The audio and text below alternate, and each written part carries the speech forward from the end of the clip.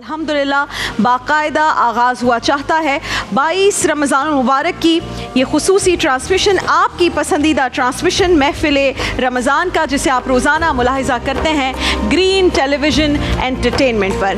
नाज़रीन किराम, आज 22 रमज़ान है और 23 मार्च है।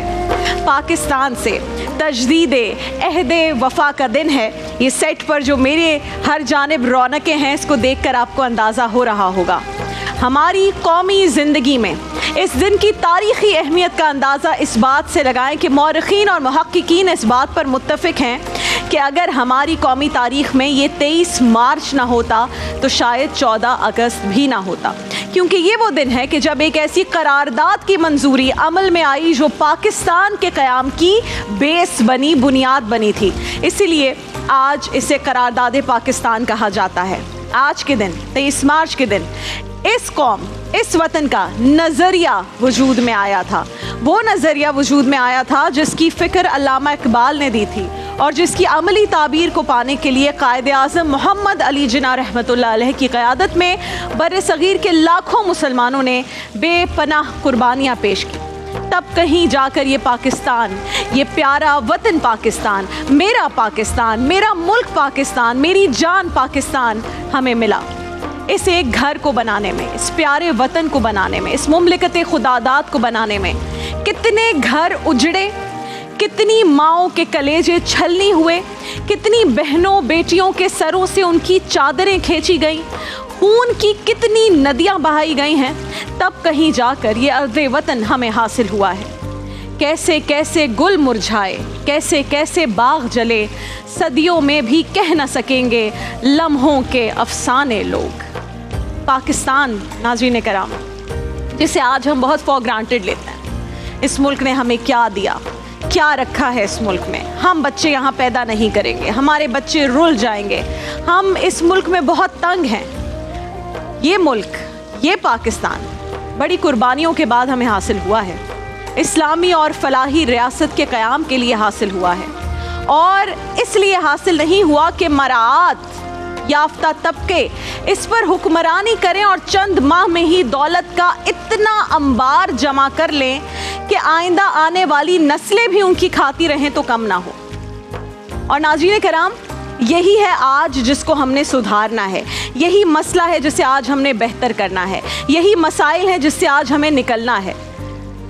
हमारे इर्द गिर्द ये मिसालें मौजूद हैं किस तरह से लोग जिससे जितना हो पाता है इस मुल्क को लूटता है, इस मुल्क को बर्बाद करता है और आगे बढ़ जाता है। फिर कोई और आता है, इस मुल्क को लूटता है, बर्बाद करता है और आगे बढ़ जाता है। खुलफाए राशिदीन की मिसालें हमारे सामने हैं। जैसे मैंने कहा, कल की नशरियात में हमने अमीरुल मोमिनीन सैयदना अली करमुल्लाह वजहू का जिक्र किया था। आप इस आलम में दुनिया से रुखसत हुए थे कि आप घर में सिर्फ 700 दिरहम थे आपके। सिद्दीक़ अकबर और फ़ारूक आज़म ने भी तरके में कोई मालो दौलत नहीं छोड़ा था। अगर पाकिस्तान के आज के दिन अरबाब इक़्तिदार भी हमारे अकाबरीन के नक्शे कदम को अपनाएंगे तो पाकिस्तान की किस्मत को बदलने में कुछ ज़्यादा दिन नहीं लगेंगे, ज़्यादा वक्त नहीं लगेगा। सोच बदलने की देर है। पाकिस्तान में वसाइल की कमी नहीं है, कभी नहीं थी। कमी है तो नेक नियती की है। हमारे दिल साफ़ नहीं है, नीयतें साफ़ नहीं हैं। अगर हमारी ये नीयतें ठीक हो जाएंगी तो हम चंद बरसों में ही बाइज़्ज़त और ख़ुद मुख्तार कौमों की सफ़ में खड़े हो जाएंगे, और फिर हमें ये IMF, आलमी बरादरी, इनसे माली मुआवनत की ज़रूरत कभी नहीं पड़ेगी। कायदे आज़म की मिसाल हमारे सामने है, सबसे बड़ी एग्जाम्पल। आप पाकिस्तान के पहले गवर्नर जनरल थे, मगर आपने अपने पीछे दौलत के कोई ढेर नहीं छोड़े थे। बतौर गवर्नर जनरल आप बहुत ही मामूली सी तनख्वाह लेते थे और मरने के बाद अपनी प्रॉपर्टी भी पाकिस्तान के नाम करके गए। ईमान, इत्तेहाद और तंजीम की तलवारों से पाकिस्तान की बुनियाद सेंचने वाले हमारे कायदे आज़म तारीख़ इंसानी के एक ऐसे बाउसूल रहनुमा और कायद थे जिन पर उनका बदतरीन मुखालिफ भी कभी बददियानती का इल्ज़ाम नहीं लगा सकता था।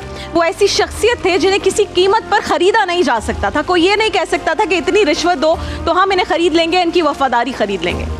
वो एक खरे, सच्चे, रासिखुल अकीदा मुसलमान थे, इस्लाम पर कायम होने वाली रियासत के पहले सरबराह मुमलिकत थे और एक ऐसे काबिल वकील थे कि जिन्होंने तने तनहा ऑल इंडिया कांग्रेस और बरतानवी इस्तेमार के मद्दे मुकाबिल बर्र सगीर के मुसलमानों के लिए ये अलहदा रियासत, इस अलहदा रियासत के क़याम का मुकदमा इतने मुदल्लिल अंदाज में लड़ा कि करारदाद पाकिस्तान की मंजूरी के महज 7 साल बाद, ओनली आफ्टर 7 years, पाकिस्तान दुनिया के नक्शे पर उभर आया।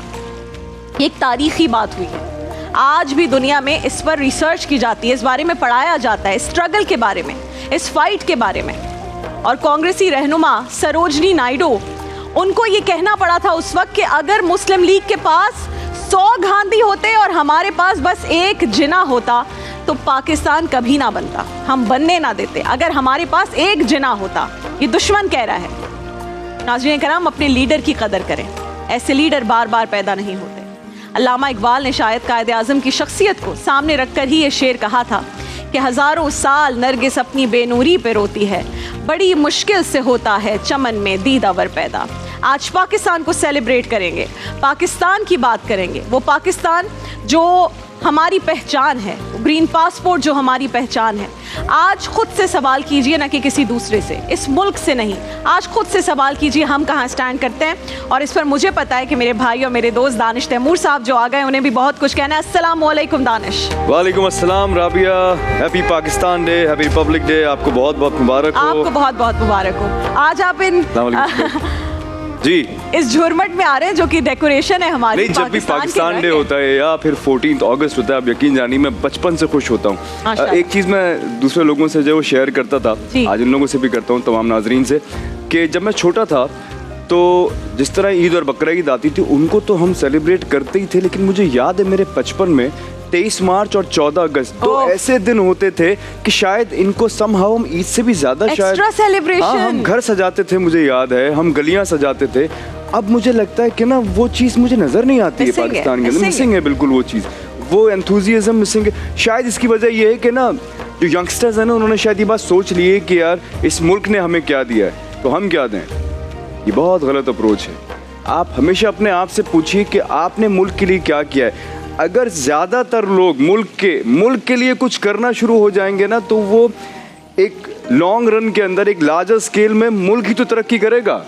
ये डिपेंडेंट है हम लोगों की कोशिशों पर। आप यकीन जानिए मैंने कभी भी पाकिस्तान के बारे में कोई बात नहीं की और मैं पाकिस्तान की हर विक्ट्री को हमेशा सेलिब्रेट करता हूँ और इंशाल्लाह मैं भी और मेरे बच्चों को भी मैंने ऐसे ही पाल रहा हूँ। उनको बताता हूँ कि जब भी कोई जीत हो पाकिस्तान की तो प्रॉपर तरीके से सेलिब्रेट करना चाहिए।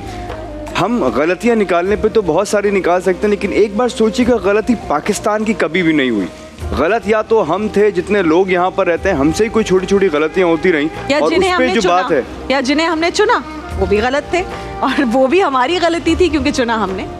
हम असल में हम ना अपने लिए आसानियाँ ये पैदा करते हैं कि हम फौरन से जो भी सामने वाला है ना ब्लेम उसको कर देते हैं कि नहीं ये गलती इसलिए हुई होगी कि जो लोग पावर में ना इन्होंने ये गलती कर दी। जो खुद कर रहे हैं रोजाना वो गलत नहीं है। आप नीचे के लोग जो जितने भी हम लोग भी हैं, हम देखते नहीं अपने आप को, कहीं हमसे तो गलती नहीं हो रही है ऐसी, कहीं ऐसा तो नहीं है कि हम बिना सोचे समझे किसी का हक मार रहे हो, कहीं ऐसा तो नहीं है कि हम सिग्नल तोड़ के रोज रोज जा रहे हैं उससे किसी का एक्सीडेंट हो रहा हो, कहीं ऐसा तो नहीं है कि हम रिश्वत ले रहे हो, हम तो उस वक्त ले रहे हो फॉर द टाइमिंग, यार थोड़ी सी तो है चलो मैं ले लेता हूँ, लेकिन पूरा लार्जर स्केल के अंदर जो है पूरा सिस्टम उससे खराब हो रहा हो।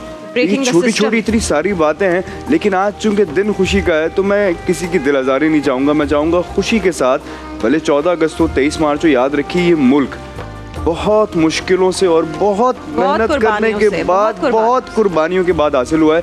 इसकी हमेशा इज्जत कीजिए। और जो ये आज़ादी है ना, ये इतनी मुश्किल चीज़ है कि ये आसानी से मिलती नहीं है। इसकी मिसाल आपके सामने फ़लस्तीन भी होगा, अभी वो भी कोशिश कर ही रहे हैं ना। आप सिर्फ थोड़ी देर के लिए सोचिए, शायद कुछ ऐसा ही हाल उस ज़माने में हमारे आबा अजदाद का होगा, और उन्होंने इतनी मेहनत, इतनी कुर्बानियां देने के बाद इस मुल्क को हासिल कर लिया।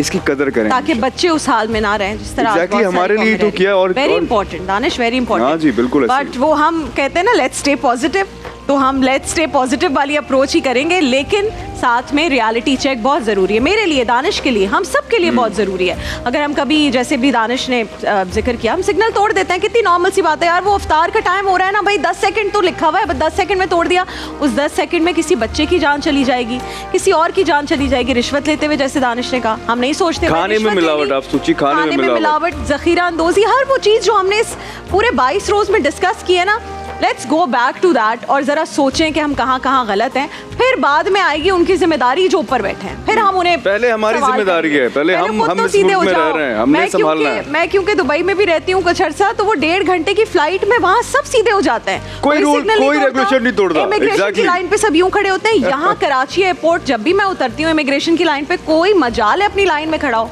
बल्कि लड़ते हैं, चीखते हैं, बदतमीजी करते हैं। और अनफॉर्चुनेटली मैंने जितना ज़्यादा लोगों को मॉडर्न और पढ़ा लिखा देखा है, वो उतना ज़्यादा रूडली बात कर रहे होते हैं, ना सिर्फ आसपास लोगों से बल्कि इमिग्रेशन स्टाफ से भी।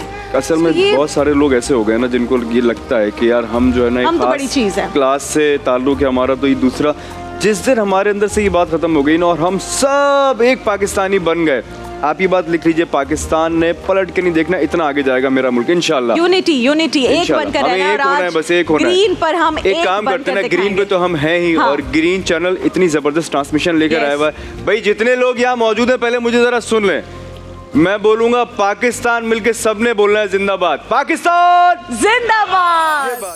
देखिए महफिले रमजान लाइव ट्रांसमिशन रोजाना दोपहर 3 बजे से शाम 7 बजे तक, सिर्फ ग्रीन एंटरटेनमेंट पर।